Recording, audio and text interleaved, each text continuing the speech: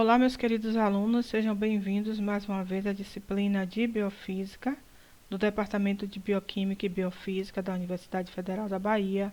Eu sou a professora Márcia Barbosa e hoje eu vou trabalhar um pouquinho com vocês sobre os fenômenos da bioeletricidade. Então, eu começo essa aula dando alguns conceitos, né, etiológicos da palavra bioeletrogênese. E bio, ela significa vida, eletricidade, e gênese, origem, formação. Ou seja, a formação, a origem da eletricidade a partir de um organismo vivo. Então, eu posso definir bioeletricidade como uma capacidade que toda célula terá de gerar e alterar uma diferença de potencial elétrico através da membrana.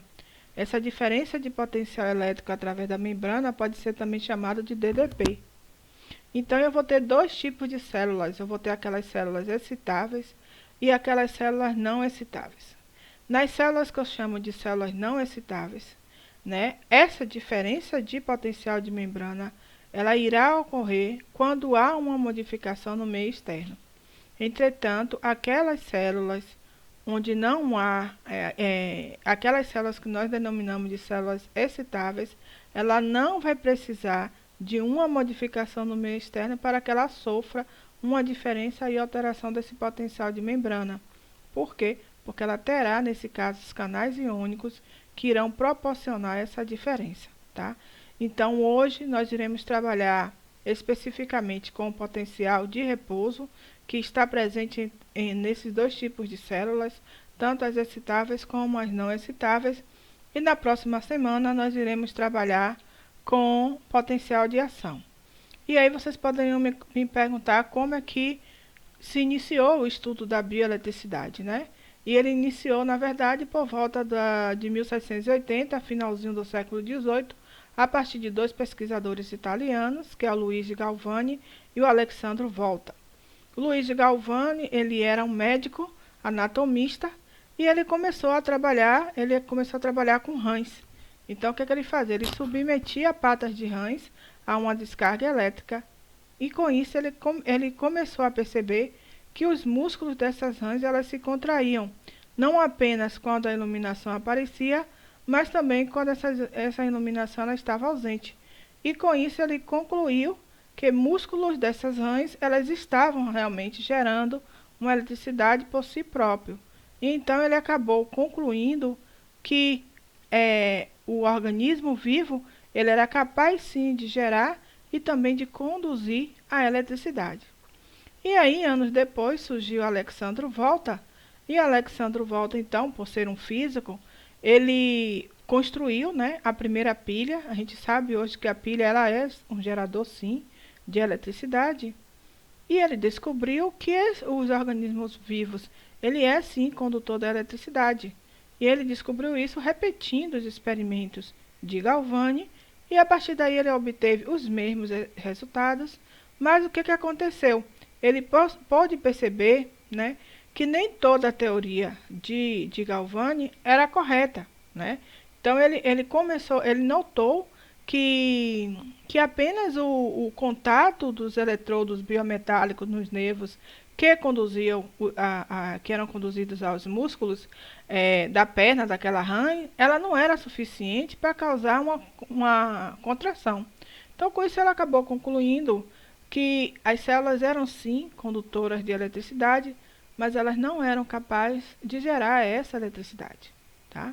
Então, é importante a gente entender esse histórico, porque foi no final do século XVIII, né, que surgiu os estudos a partir da eletricidade, e esses estudos acabaram intercalando com a perspectiva de se estudar também a origem, né, de um ser vivo, qual era o elemento vital, qual era a atividade biológica vital necessária para que o ser vivo ele fosse gerado. Então, hoje em dia a gente já sabe que não somente as reações químicas que são realmente necessárias, né, para que a gente possa sintetizar, obter energia e participar dos processos metabólicos, mas a gente sabe que hoje a gente tem as atividades biológicas mecânicas que vão proporcionar o movimento, né? A gente sabe que existem as atividades térmicas, né? Especialmente naqueles indivíduos que são vertebrados endotérmicos. As atividades elétricas, que é a que nós vamos estudar hoje, a gente tem aqueles elementos, aqueles organismos que são bioluminescentes, né? Como, por exemplo, o peixe elétrico, ou então o próprio vagalume. E tudo isso, todas essas características, elas vão ser importantes, porque a partir delas é que vai gerar um ser vivo, né? É necessário para que um ser vivo ele possa se manter. Mas no início, né, quase no finalzinho do século XVIII, a gente começa a observar que a eletricidade ela era importante e era o grande impulsionador, né, dos estudos que aconteceram naquela época. E era tão forte isso que romances surgiram a partir dessas teorias, né, de que a eletricidade seria o principal elemento necessário para que houvesse vida. E a partir daí surgiu esse romance, o romance de Frankenstein, que era uma criatura, e essa criatura era constituída de tecidos mortos, e a partir de uma determinada descarga elétrica, essa criatura era dada vida a essa criatura. Então, para vocês terem ideia do quanto que o princípio, né, da eletricidade foi importante no finalzinho do século XVIII. E aí vem a pergunta, por quê, né? Por que devemos estudar a bioeletrogênese no curso de fonoaudiologia? Porque assim como qualquer outro curso na área das ciências biológicas ou na área das ciências da saúde, a bioeletrogênese vai estar presente também na fonoaudiologia.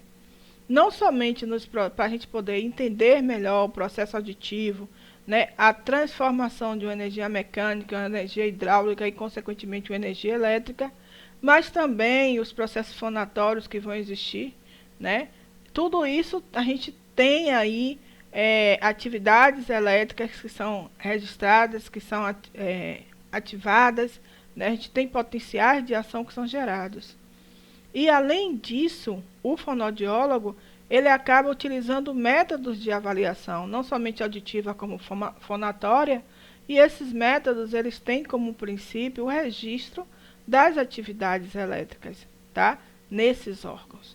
Então, como por exemplo, aqui, ó, como eu tenho a cóclea aqui em 3 momentos diferentes, e a cóclea ela é constituída por células ciliares, ó, células ciliares externas, células ciliares internas, pelo nervo auditivo. Então, quando o som ele chega no ouvido interno, ele é captado, né? Essa vibração sonora faz com que essas células ciliares elas se desloquem ao longo dessa membrana bacilar aqui, ó. E quando esses estímulos chegam a essa membrana bacilar, as frequências sonoras acabam sendo captadas pelo nervo auditivo que o conduz até o sistema nervoso, tá?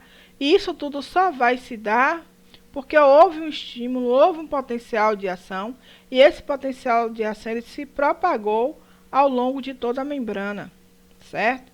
E se eu quero saber se um paciente meu, enquanto fonoaudiologista ou enquanto otorrinolaringologista, se esse meu paciente ele apresenta algum distúrbio, né, auditivo, eu vou precisar fazer alguns exames específicos que possam captar a atividade elétrica dessas estruturas.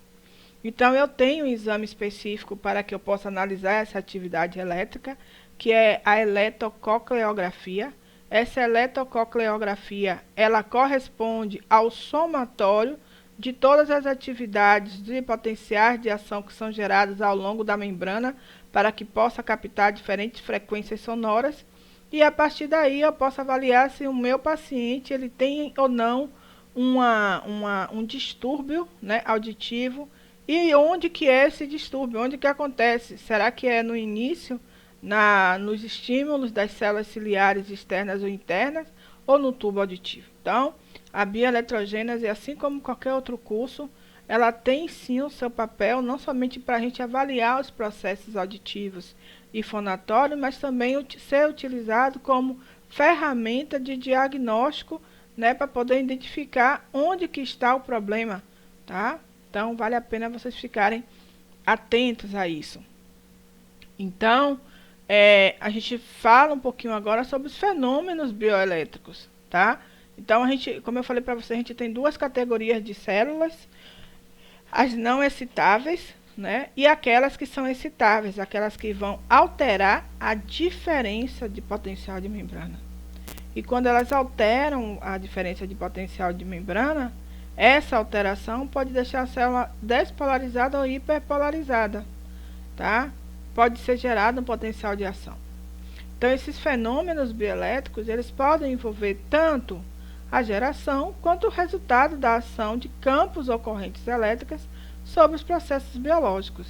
Então, em invertebrados, mais especificamente em humanos, que é o que nos interessa, eles são particularmente notados, né, em 3 tipos de tecido.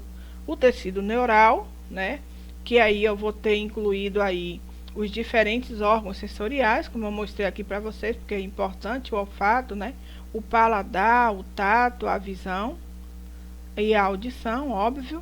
A gente vai ter os tecidos musculares, liso, estriado e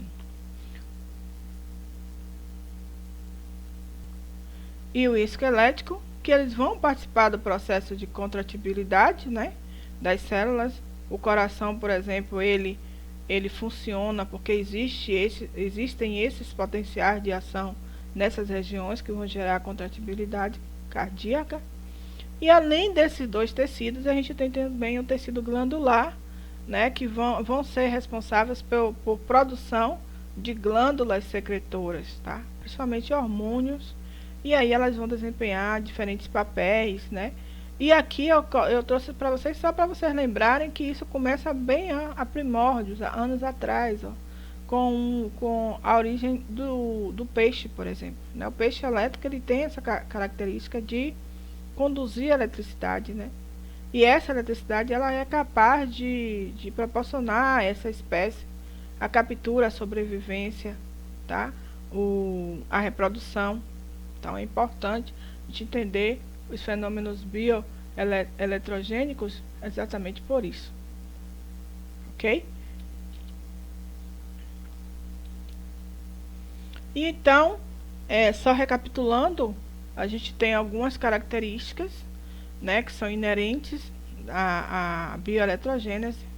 Então, eu vou ter células não excitáveis, e terei células excitáveis. Essas células excitáveis vão ser capazes de gerar e também de alterar a diferença de potencial elétrico através da membrana, tá? E eu vou ter células excitáveis que vão ser capazes de gerar, as células não excitáveis, elas geram a diferença, porém elas não alteram. Enquanto que as células excitáveis, elas vão gerar e alterar esse potencial elétrico através da membrana. E que células seriam essas? Os neurônios, as células musculares e as células glandulares. Então, todas as células vivas, elas vão apresentar essa característica, né? Que é a diferença de potencial elétrico que vai existir entre o meio intracelular e o meio extracelular.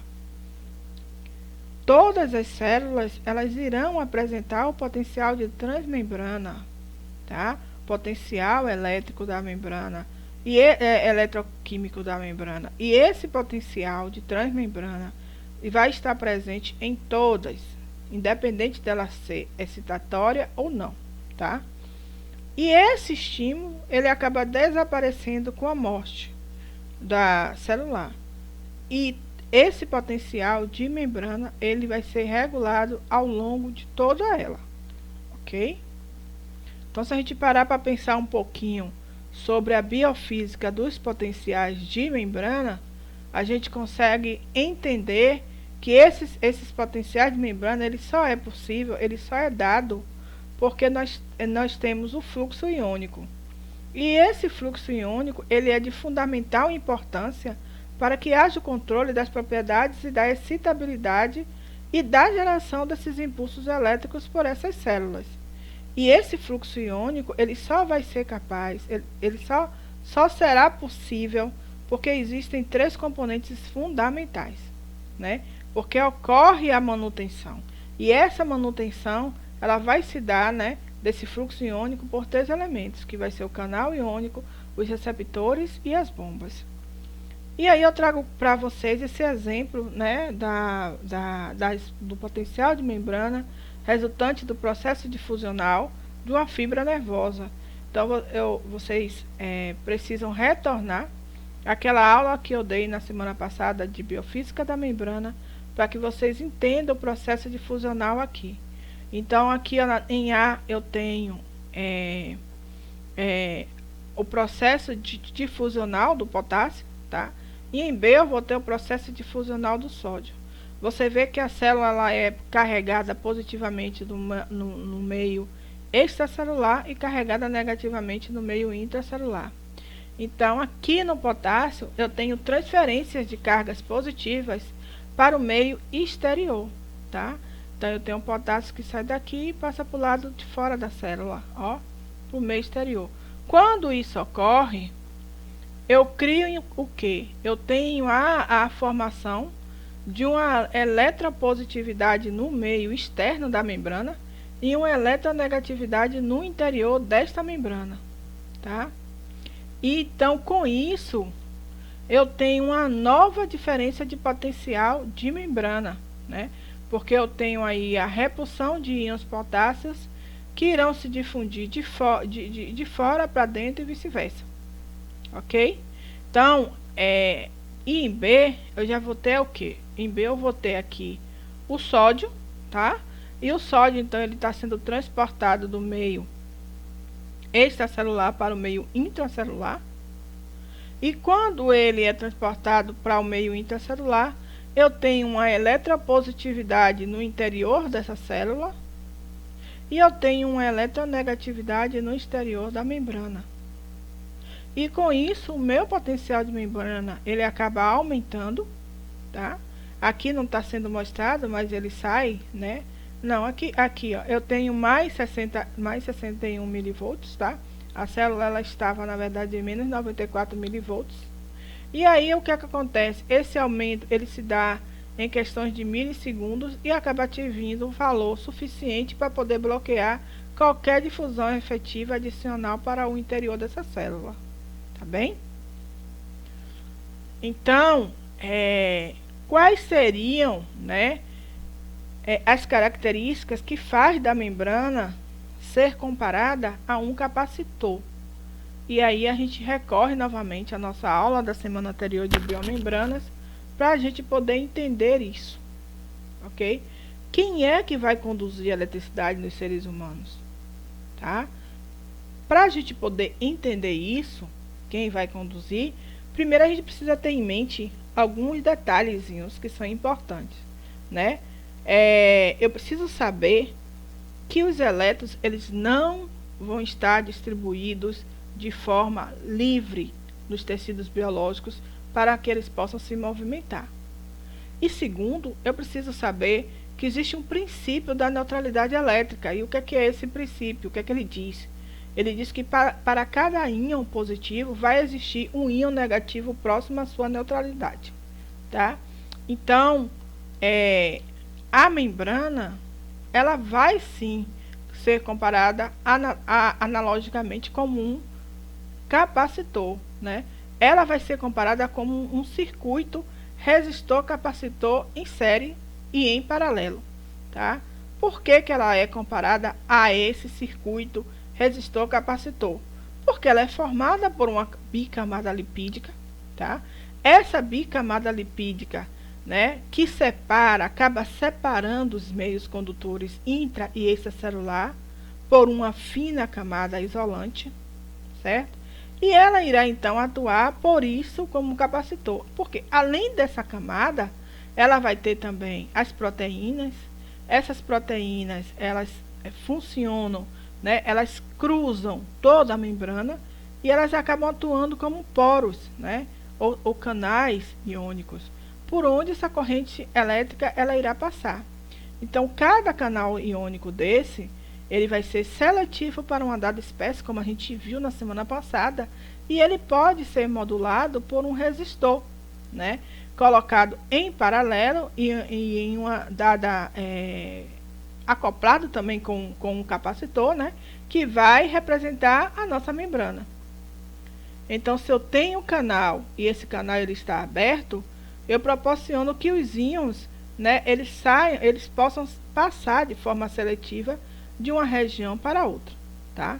Então, se eu tenho, por exemplo, o canal de potássio, eu tenho um fluxo de íons potássio para dentro da minha célula através desses canais. Então, a minha membrana, ela proporciona isso, tá? Então, o que é que vai acontecer? Essa figura aqui, ela vem mostrando exatamente isso, né? Que a membrana, ela funciona como um circuito, né, resistivo capacitivo, ok? O que é que eu quero dizer com isso? Eu quero dizer que eu tenho esse circuito, tá? Esse circuito ele é constituído por uma bateria, que é representada aqui pela letra E, né? E que é alimentado por um gerador com uma corrente, e que essa bateria ela vai ser conectada em paralelo com um resistor e com um capacitor. Então, quando esse circuito ele é ligado, aparece então uma corrente, essa corrente então será medida pela lei de Ohms, né? E a lei de Ohms a gente sabe que ela é dada pela corrente sobre a resistência ou a condutância, ok? Certo? Então, eu vou ter uma corrente resistiva iônica, tá? Essa corrente resistiva iônica, ela vai representar, né, a corrente que atravessa a membrana, ou seja, ela é uma corrente resistiva, porque ela terá que vencer, na verdade, a resistência da passagem desses íons pela membrana, que vai se dar através dos canais iônicos dependentes de voltagem pelos canais de vazamento. Então, eu tenho a quantidade de canais abertos na membrana, e essa quantidade de canais abertos é que vai determinar a resistência. O inverso da resistência a gente já sabe que é a condutância, tá bem? Eu vou ter também uma corrente capacitiva, que é o deslocamento desses íons que vai ocorrer para carregar aquela membrana que vai ficar então polarizada, tá bem? Então, eu tenho uma certa energia, né, potencial, e essa mesma energia potencial ela vai ser transformada em trabalho. E para que ela precisa ser transformada em trabalho? Para que eu tenha um fluxo de íons através da minha membrana, tá? Então é importante que vocês tenham isso em mente na hora que vocês forem fazer essa analogia da membrana com um capacitor, ok? Então a minha membrana, ela atua como um capacitor, certo? Ela atua como um capacitor porque ela é capaz de armazenar energia, certo? Ela armazena energia, essa energia armazenada ela será utilizada futuramente, ok? Para quê? Para poder transportar esses íons de uma região para outra. Então, essa membrana, ela consegue separar cargas, tá? Por quê? Porque ela tem meios condutores, citoplasma e meio extracelular. Ela fornece energia suficiente para poder mover essas cargas de um lado a outro da membrana. Essa energia que foi armazenada aqui, ó, ela será disponibilizada em forma de trabalho, como eu falei para vocês. E isso acontece porque ela tem dois meios condutores, que é o meio intracelular e o meio extracelular, que são representados pelo citoplasma e o meio extracelular, que então irão separar, né, um material isolante, que é a nossa bicamada lipídica. Ok? Qualquer dúvida, gente, vocês podem entrar em contato comigo, certo? Que aí eu posso tirar, ok? Então vamos lá. E como é que isso ele foi estudado, né? Como é que a gente pôde trabalhar e entender todo esse processo? A partir da técnica de Pod-Club, tá? Essa técnica de Pod-Club é uma técnica que permite, né, é um método, na verdade, experimental, que muitos dos biofísicos eles trabalham com essa técnica, tá? E essa técnica ela permite a gente avaliar a diferença de potencial que vai existir em uma determinada membrana, tá? E ela também vai permitir a observação da condutância de diferentes cargas iônicas na nossa membrana, tá? E o procedimento, na verdade, ele vai constar de uma micropipeta de vidro, certo? Essa micropipeta de vidro, ela tem a capacidade de sugar uma pequena quantidade da membrana plasmática na célula. Essa micropipeta, então, ela vai ser acoplada a 2 eletrodos. Um vai estar no lado intracelular e o outro vai estar no lado extracelular. E toda atividade elétrica através de um osciloscópio será captada, tá? Então, quando eu tenho um eletrodo e esse eletrodo ele está do lado de fora, você observa aqui, ó, tá? Que o potencial da minha membrana ele é 0. Então, quando esse eletrodo ele penetra na célula, tá? Há uma queda abrupta do potencial e você percebe então que essa queda ela consegue aferir uma diferença no potencial da membrana, que é o que nós chamamos de potencial de repouso, que é de cerca de menos 60 milivolts para no caso dessa célula aqui, certo? Quando há um estímulo, tá? Novamente nessa célula, ela pode novamente sofrer uma alteração, sofrer uma diferença do potencial, e aí essa alteração pode fazer com que a célula ela acabe ficando hiperpolarizada. Ela pode sair de menos 60, tá vendo aqui? E pode passar para menos 80, ou seja, ela fica muito mais hiperpolarizada. Então, essa técnica de pot clamp, ela nos permite avaliar exatamente isso, essa diferença de potencial e a alteração do potencial da membrana. Isso é importante, tá? Então, sabendo disso, né, eu posso entender algumas definições. Por exemplo, quando o meu potencial ele está em 0, como ele está aqui, tá? Significa que não há diferença entre o potencial nos dois lados da membrana, ok? Agora, quando o meu potencial ele diminui, certo? Significa que a diferença entre o meio intracelular e o meio extracelular, ele diminuiu. Ou seja, eu estou indo em direção ao 0 milivolts, tá? Então, quando ele sai de menos 60, por exemplo, e passa por sofre um estímulo, né, que nós iremos ver na semana seguinte, atinge um limiar, e esse limiar é capaz de propagar um potencial de ação, você acaba diminuindo, né, a diferença que existe entre essa membrana, ok? O contrário também pode acontecer. Então, quando você, né, tem um potencial de membrana de menos 60, tá? E ela sai de menos 60 e passa para menos 80, você acaba aumentando a diferença, ok? Que existe entre essa membrana, né, entre o potencial de membrana dessa célula, tá? E o valor aceito atualmente, certo? Então, vale a dica aí, para que vocês fiquem ligadas nisso. Eu falo ligadas porque a turma de fonoaudiologia só tem meninas, né? Então, as meninas estão dominando o mundo. Que bom. Em parte, né? Porque precisamos ter meninos também para igualar o negócio. Então, só recapitulando, o potencial de membrana é representado por potenciais elétricos. Esses potenciais elétricos são denominados de DDP. Eles devem ser medidos com diferença entre os dois pontos, ponto intra e extracelular. E esse potencial acaba variando entre 5 e 100 milivolts. E a gente consegue observar aqui que existe uma diferença, né, desse potencial de membrana em células excitáveis e células não excitáveis. Você observa que nas células não excitáveis aqui, ó, o potencial de membrana ela encontra-se em torno de menos 20. Isso aqui vai variar, viu, de célula para célula.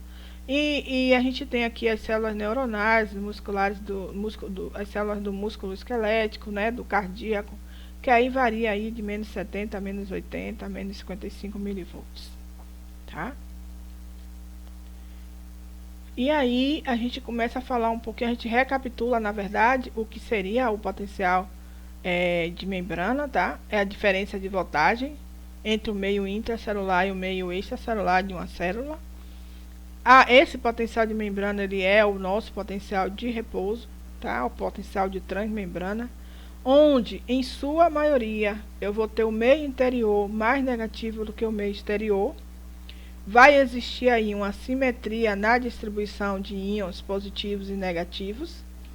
E também vai haver uma permeabilidade a diferentes tipos de íons. Então, em alguns momentos eu vou ter uma permeabilidade muito maior para o cálcio do que para o potássio, ou desculpa, do cálcio do que para o potássio, ou do potássio para com sódio, ou do sódio para com cloreto. Então, essa permeabilidade ela vai diferenciar de acordo com os diversos íons e de acordo com os canais iônicos correspondentes desses íons.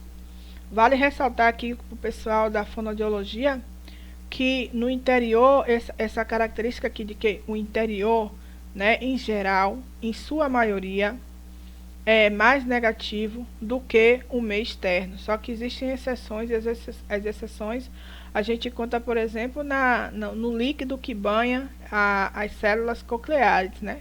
Então, a gente vai ter uma maior concentração de potássio no meio intracelular e uma menor concentração de sódio no meio uma maior concentração de potássio no meio extracelular e uma maior concentração de sódio no meio intracelular. Então, existe a inversão, né? Existe essa exceção, mas em sua maioria, no potencial de repouso, no potencial de transmembrana, no interior de uma célula, ela será muito mais negativa, né, do que o seu meio externo, ok? E aí a gente observa que existem 3 pontos importantes para que a gente possa compreender a geração do potencial de repouso, tá? Então, a geração do potencial de repouso e 3 pontos, eles serão importantíssimos para que a gente possa compreender o fenômeno da geração do potencial desse repouso, tá? A assimetria, né, na distribuição iônica entre os lados intra e extracelular da membrana. Então, eu vou ter em uma região uma concentração maior de íons do que de outra região. E isso vai gerar a membrana, ela vai apresentar a partir daí uma permeabilidade a diversos íons. Então, muitas das vezes o íon ele vai ser permeável. A membrana, desculpa, ela vai ser permeável a um determinado íon e em outros momentos ela vai ser permeável a outro íon que não aquele que está sendo permeável naquele momento. E a presença das bombas eletrogênicas, que são as bombas de sódio e potássio ATPase. Bombas de sódio e potássio ATPase, elas são estequiométricas. A estequiometria delas eu falei na semana passada para vocês, que é aquela capacidade que ela tem de pegar 3 moléculas de sódio e jogar para fora da célula, tá? E ela pega 2 moléculas de potássio e coloca dentro da célula, tá? Essa capacidade que ela tem de colocar 3 moléculas de sódio para fora e 2 moléculas de potássio para dentro, acaba deixando um saldo positivo no meio extracelular. E isso acaba proporcionando ou contribuindo para a manutenção, né, do potencial elétrico na célula. Então, as bombas de sódio e potássio, elas acabam contribuindo para com o potencial de repouso a partir dessa característica dela. E por ela ser estequiométrica, por ela sustentar esse campo elétrico, ela acaba sendo uma bomba eletrogênica.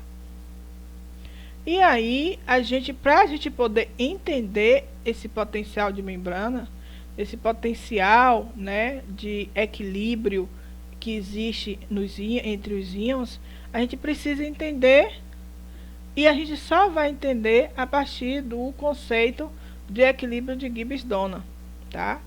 Então, o equilíbrio de Gibbs-Donner, ele nos ajuda, ele facilita o entendimento do equilíbrio de um íon, certo?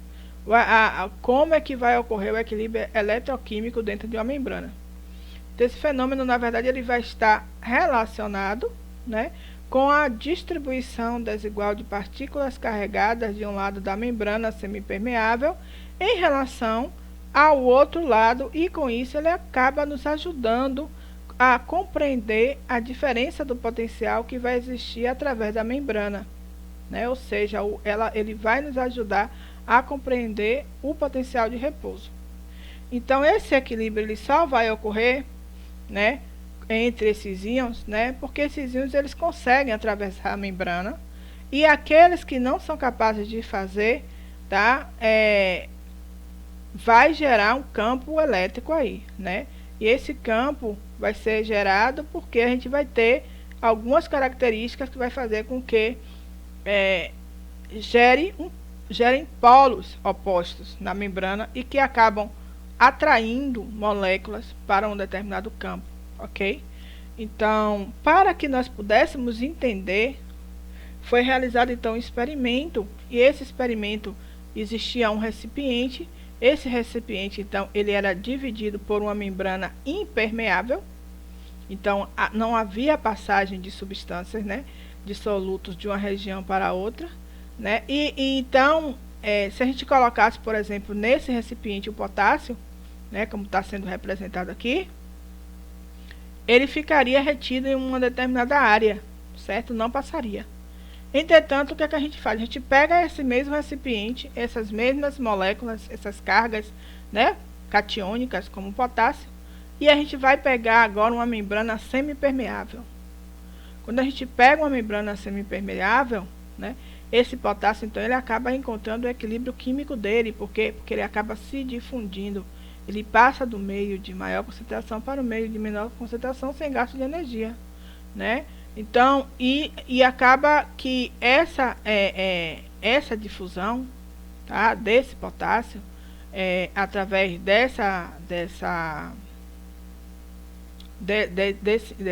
desse processo difusional, né, essas moléculas elas vão ter cargas, né, e essas cargas acabam sendo distribuídas de forma igual, ou seja, igualitariamente. E com isso eu não vou ter diferença de voltagem, certo? Agora, o que é que vai acontecer? Eu vou pegar essa mesma molécula de potássio aqui, certo? Essas moléculas de potássio, vale ressaltar que elas são moléculas catiônicas, né? Então, elas têm cargas positivas. E elas estão numa membrana semipermeável, mas aí eu peguei essas moléculas e coloquei numa membrana... desculpa, elas estão numa membrana impermeável e eu coloquei ela numa membrana semipermeável. Só que tem um detalhe aqui, além dessa molécula aqui, de potássio, eu tenho também moléculas maiores, moléculas carregadas negativamente, que são moléculas aniônicas, ok? Eu tenho proteínas aniônicas indifusíveis, elas são maiores, têm carga também negativa, e isso faz com que elas não consigam atravessar através do poro dessas membranas. E o que é que acontece? Essas proteínas, né, que são indifusíveis e que têm carga negativa, elas acabam gerando, né, um campo eletrostático, tá? Por quê? Porque ela acaba puxando o potássio. O potássio acaba saindo por força difusional, certo? E quando ele sai, ele acaba deixando um déficit dentro da célula, né? E isso faz com que eu tenha uma quantidade maior de proteínas indifusíveis, certo? E isso acaba criando um campo, uma diferença de potencial entre os dois compartimentos, porque eu tenho um campo elétrico aqui que faz com que o meu potássio, que estava saindo por força difusional, ele fique retido nessa região aqui, nesse compartimento, gerando com isso um campo elétrico negativo, certo? Então, o equilíbrio de Gibbs-Donnas, ele nos ajuda exatamente isso, a compreender a gênese do potencial, certo? Da membrana, ok? E ele me diz o quê? Que eu vou ter, então, aqui, nesse caso, a concentração de potássio, tá? Ela vai ser maior em uma região do que na outra. Então, o equilíbrio de Gibbs-Donnas, ele vai me dizer que existe um efeito de um íon impermeante, no caso é uma proteína, nesse exemplo aqui, né, nessa figura está exemplificando a mesma coisa que nós vimos na figura anterior, só que agora eu tenho a presença do íons potássio, cloro, sódio e as proteínas impermeantes. Elas estão entrando e saindo por duas forças, difusional e força elétrica motriz.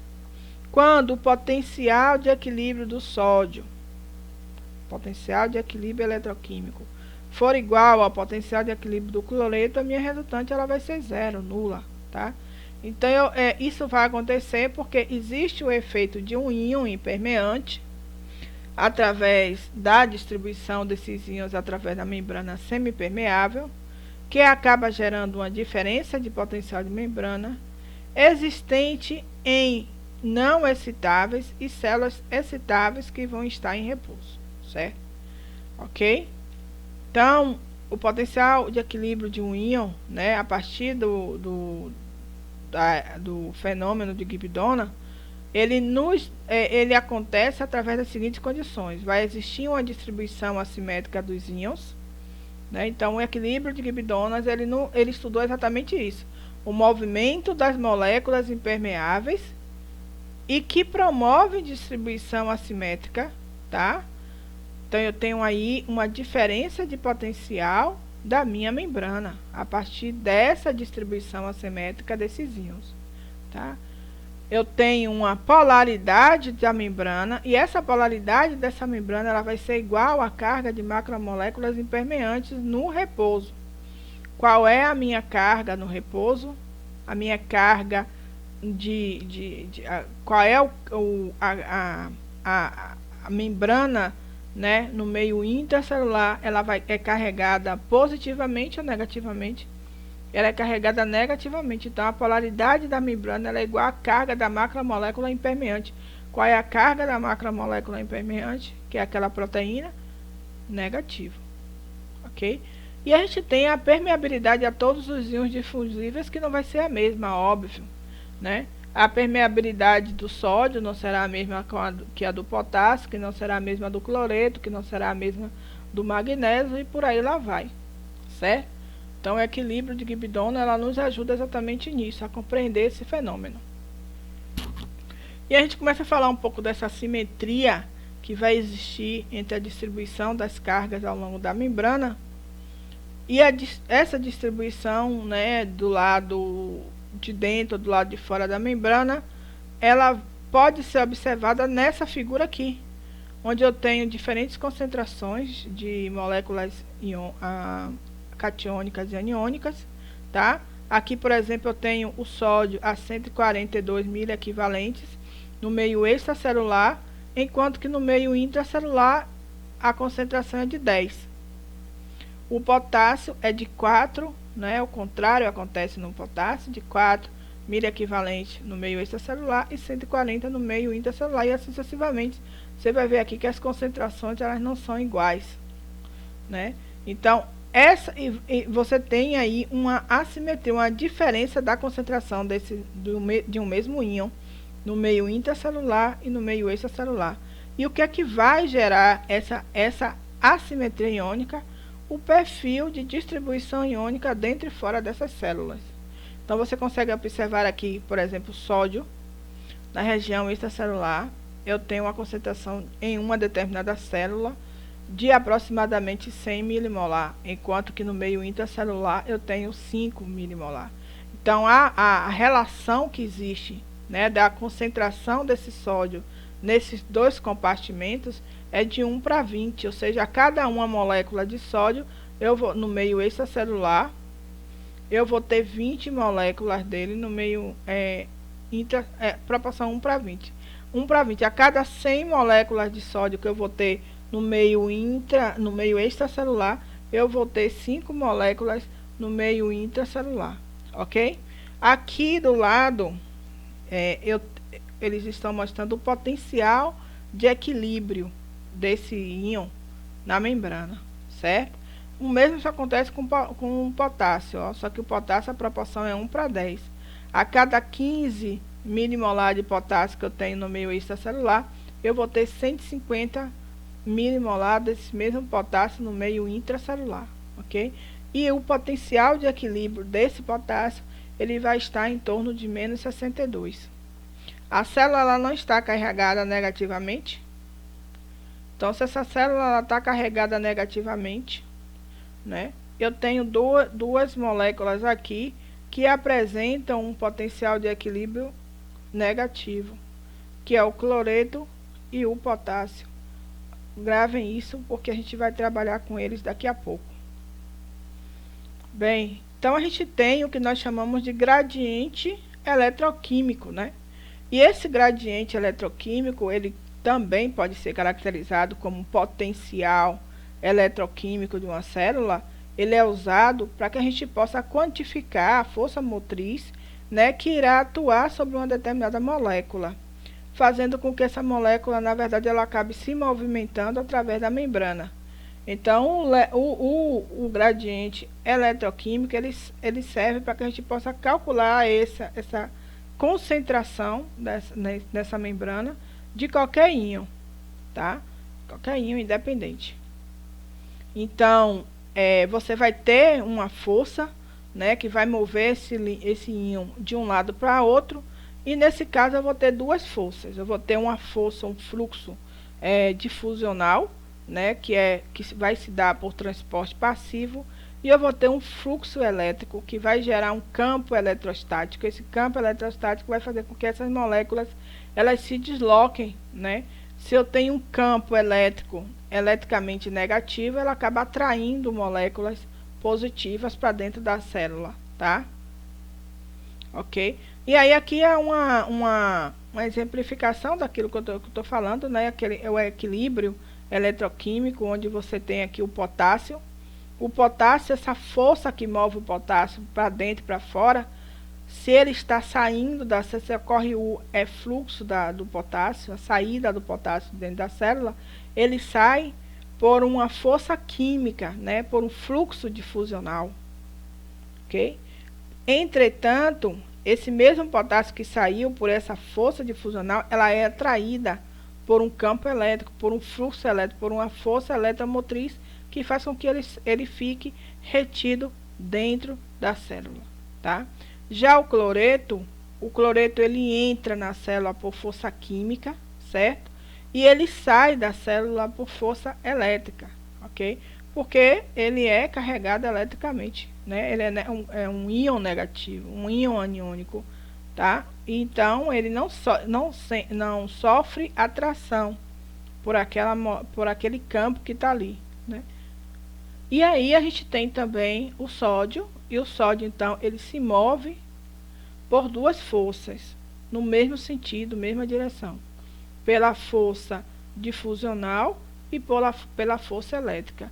Pela força difusional, porque ele vai estar mais concentrado no meio extracelular, então ele entra na célula. Pelo campo elétrico, porque ele é carga positiva e a célula está carregada negativamente, ele acaba também entrando na célula por causa dessas características que ele possui, certo? E aí, só para mostrar a vocês aqui, né, a permeabilidade, né, seletiva, né, dos íons, né, em uma determinada célula neuronal, tá? E essa permeabilidade das células, né, da membrana neuronal, ela se dá pelos canais de vazamento de potássio que estarão sempre abertos, tá? Então a gente consegue ver aqui que a gente tem aqui a permeabilidade de um íon quando a célula ela está em repouso, e a gente percebe que a permeabilidade do potássio é de 1, enquanto que a permeabilidade do sódio é de 0,04, é quase que insignificante, e a do cloreto é de 0,45, que é aproximadamente 50% do valor do potássio, certo? Só que o cloreto, ele vai entrar, né, por canais de vazamento, mas ele será repelido pelo gradiente elétrico, e com isso ele acaba tendo proporções menores do que o potássio. Então eu posso dizer, né, que o potássio ele é a principal causa do potencial fora de equilíbrio dos neurônios, uma vez que ele é o íon mais permeável naquela membrana, ok? E aí a gente já sabe agora o que é um potencial eletroquímico, né?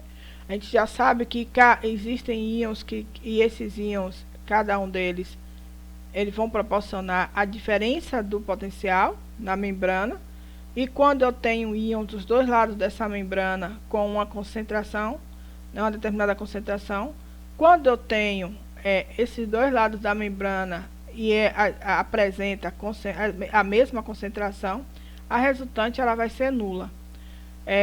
O que significa isso? Isso significa que eu vou ter um potencial elétrico e esse potencial elétrico ele irá ser contrabalanceado por um potencial químico que vai ser gerado a partir da diferença da concentração iônica dessas moléculas. Então, eu vou ter as forças, e essas forças, então, serão as mesmas, tanto aquela que puxa, como aquela que lança, né, a molécula de fora para dentro e vice-versa. É o que está sendo mostrado aqui nessa figura, ó, onde eu tenho um potássio, eu tenho a concentração de potássio no meio intracelular e no meio extracelular, e aí eu vou ter as duas forças se equivalendo, né, se equiparando, tanto a força difusional como a força eletromotriz. Eu posso calcular o potencial de equilíbrio de um íon? Como é que eu sei que essa molécula ela tem um potencial de equilíbrio de aproximadamente menos 90? E como que eu sei que essa daqui, a molécula do cálcio, ela possui um potencial de equilíbrio de aproximadamente mais 129? Eu sei disso porque eu consigo calcular através da equação de Nernst, tá? A equação de Nernst é a equação que me permite calcular o potencial de equilíbrio de um íon, tá? Ou seja, ela calcula o potencial elétrico que é gerado por cargas móveis assimetricamente distribuídas, ok? Então, com isso, eu posso dizer que o potencial de membrana, o DDP de uma membrana, o potencial elétrico de uma membrana, ela vai ser determinado por 3 fatores, que será a diferença de concentração do soluto nos dois lados da membrana, pela carga elétrica, ou seja, pela valência daquela molécula solúvel, e pela diferença de voltagem entre os dois lados da membrana, que é chamado potencial de membrana, ou potencial de repouso. Quando essa diferença do potencial eletroquímico entre os dois lados for zero, o meu fluxo líquido dessas cargas através da membrana também será zero, ou seja, você vai ter aí uma situação de equilíbrio eletroquímico da sua membrana. Então, a equação de Nernst, só para vocês ficarem cientes, que ela é dada pela constante ela é dada pela diferença de voltagem através da minha membrana, tá? Então, essa equação de Nernst, ela me diz que a constante universal dos gases vezes a temperatura absoluta, ela é dada em razão da valência de um íon, tá? Vezes a sua carga elétrica, ok? Vezes o número de Avogadro. Tudo isso multiplicado pelo logarítmico natural, vezes a concentração daquele íon do lado exterior em relação à concentração daquele íon no lado interior da membrana, ok? E aí a gente se pergunta, né, como é que eu vou ter, se existe realmente, se o potássio realmente ele contribui para o potencial de repouso. E como é que eu fiquei sabendo que de fato o potássio ele pode contribuir para o meu potencial de repouso. Então, se você olhar essa tabela mais uma vez com carinho, como eu falei para vocês nos slides anteriores, você percebe que a gente tem dois íons aqui, o íons potássio, o íons cloreto, e a gente ainda tem mais dois, que é o íon sódio e o íons cálcio. E se eu disser para você que minha membrana, ela tem um potencial, né? O potencial de equilíbrio da minha membrana, que é o somatório de todos os íons, né? Que vão somatório do potencial de equilíbrio de todos os íons daquela membrana, né? O potencial de membrana da minha célula for, por exemplo, menos 92. Então, se eu digo que eu volto para o equilíbrio de Gibbs e digo que a carga no meio intracelular é igual à macromolécula, a carga da macromolécula, e se eu sei que a minha molécula, se a minha membrana ela está em menos 92, ela é eletricamente negativa no seu meio intracelular, o potencial de equilíbrio, né, das cargas aqui dessas moléculas que mais se aproximam ao potencial de equilíbrio da minha membrana é o potássio e o cloreto. E aí surge a dúvida, quem dos dois que contribuirá mais para com o potencial, ou que apenas ele vai contribuir para com o meu potencial de repouso? Foi uma dúvida que foi gerada, então Hodgkin e alguns colaboradores, eles acabaram elucidando essa questão, né, de quem é que seria o responsável pelo potencial de ação, certo? E a gente está vendo aqui que existem dois candidatos fortíssimos, que são os íons cloretos e os íons potássio. Então, o que foi que eles fizeram para poder elucidar essa questão? Eles fizeram dois experimentos, né? Então, eles alteraram a concentração extracelular, primeiramente do cloreto, e depois, que a gente vai ver daqui a pouquinho aí na figura que eu vou lançar para vocês, eles fizeram um experimento utilizando o potássio, né? Para poder verificar, na verdade, a alteração, se existia alteração da membrana e se essa alteração ela era capaz de ser sustentada durante todo o potencial de repouso da membrana, tá? Então, primeiramente, eles começaram, né, colocando o potássio com a concentração de aproximadamente 2,5 milimolar. Essa concentração era uma concentração fixa que eles determinaram, e eles fizeram um experimento no qual eles observaram se o cloreto, né, que estava numa concentração de aproximadamente 120 milimolar, então eles acabaram diminuindo de 120 para 30, você observa que existiu aí uma queda de 4 vezes, né, menor da concentração de cloreto, e aí ele começa a observar como é que a membrana ela vai se comportar, né, o potencial dessa membrana vai se comportar no momento em que você tem um cloreto ali sendo utilizado, certo? Então, eles calculam o potencial de membrana, que está em aproximadamente menos 90, está aqui, ó, em função do tempo, ok? Então, eles começam a verificar, né, que o potencial de repouso, ele sai de valores, né, mais negativos e passa para valores mais positivos, certo? Eles gera uma despolarização. Só que essa despolarização, você consegue observar, ó, que ela não é sustentada. Se você observar aqui, essa despolarização, ela não fica nem 10 minutos. Ele não consegue sustentar. O cloreto ele não consegue sustentar essa despolarização por mais de 10 minutos, né? Então, ele acaba retornando ao seu estado anterior de repouso da membrana, que é de menos 90. Então, com isso, né, o que ele percebe? Que o cloreto, infelizmente, na concentração de 30 miligramas, ele não sustenta. Já na concentração de 120 miligramas, o que acontece? A célula, ela acaba hiperpolarizando, ó, como ela sai de valores de menos 90 e passa para valores menores ainda. Ela hiperpolariza e rapidamente ela acaba retornando ao seu estado de repouso anterior, tá? Então, quando isso acontece, ele consegue perceber que a alteração da concentração extracelular do cloreto, ela não consegue sustentar o potencial de membrana, ok?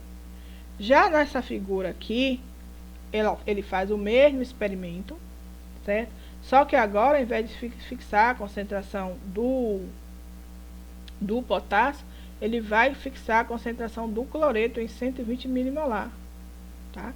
E ele vai pegar o potássio, a mesma coisa, a membrana ela está em repouso, o potencial de membrana aqui é menos 90, o tempo que ela utiliza, tá vendo? Em função do tempo, e aí ele começa a observar se existe ou não uma alteração. Você observa também que a mesma proporção, né, de diminuição da concentração, que está aqui a 10 milimolar e cai para 2,5 milimolar, ou seja, 4 vezes menor também.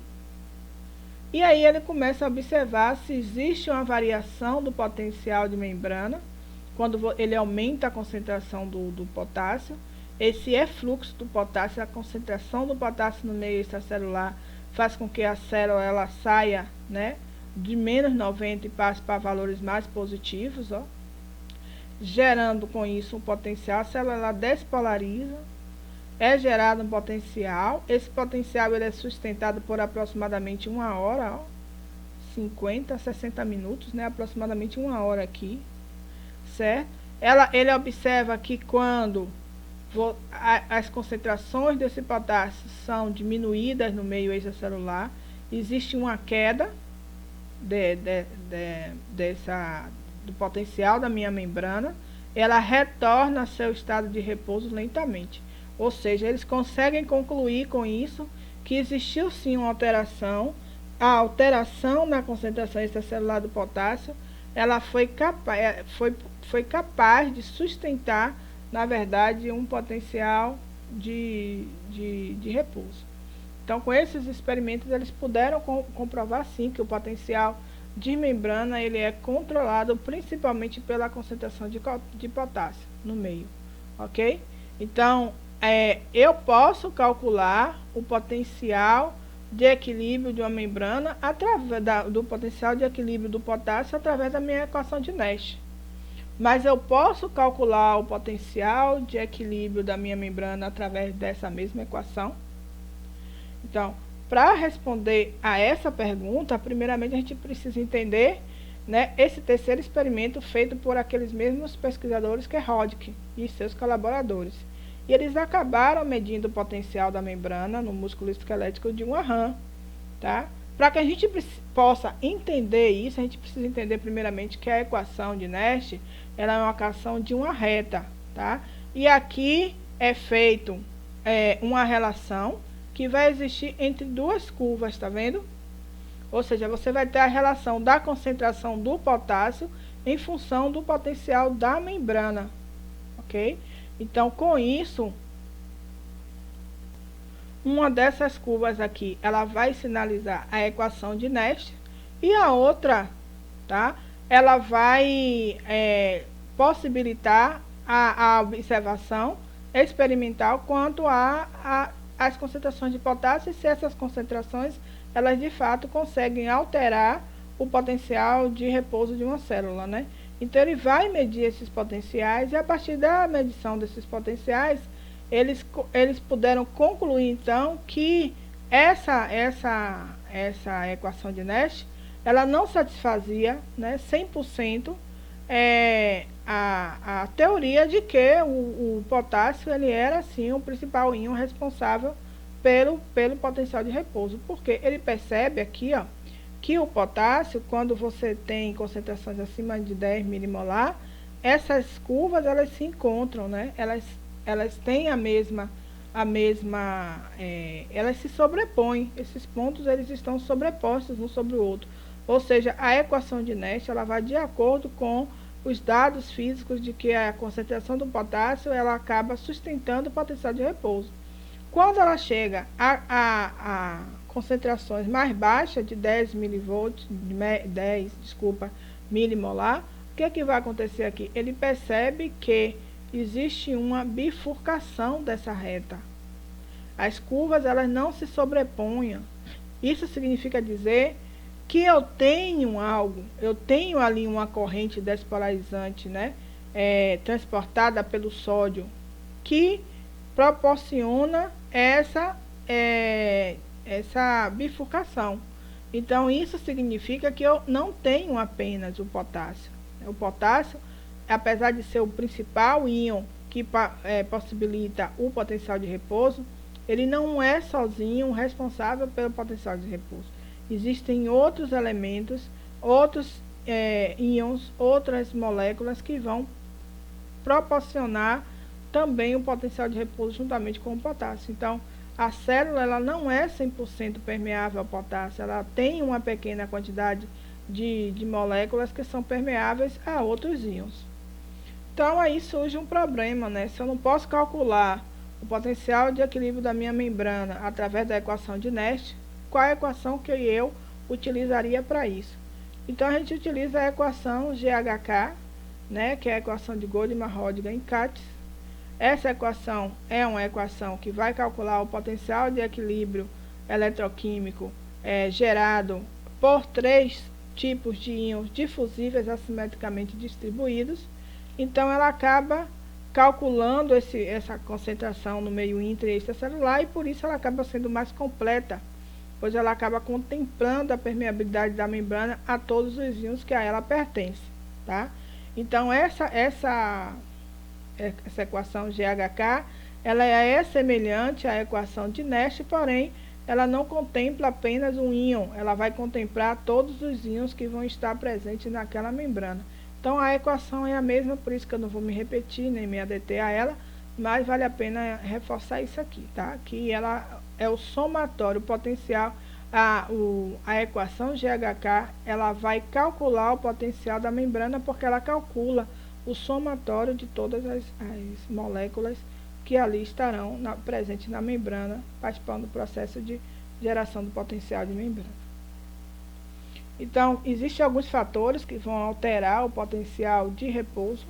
A redução de potássio no meio extracelular. Essa redução pode deixar uma célula nervosa, por exemplo, hiperpolarizada, tá? E isso pode comprometer o potencial de repouso.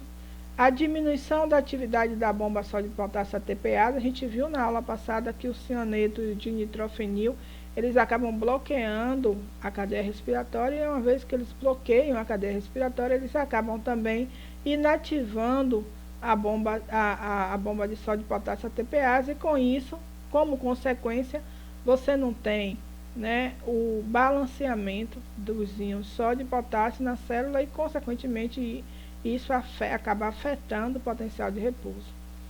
A gente tem também a diminuição da produção de ATP. Essa diminuição da produção do ATP pode ser por vários elementos, por fármacos que você pode utilizar também, que acaba comprometendo o funcionamento da bomba.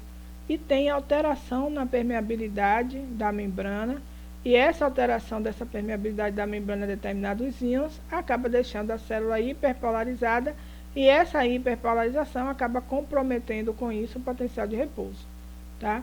Algumas drogas, como por exemplo a acetilcolina, né, que elas acabam aumentando a permeabilidade ao potássio, elas acabam hiperpolarizando uma célula, e isso acaba comprometendo também o potencial de repouso, tá bem? Então, obrigada a todos pela presença, por terem assistido a aula, e na próxima aula nós iremos ver potencial de ação. Um grande abraço, um beijo a todos e até a próxima semana.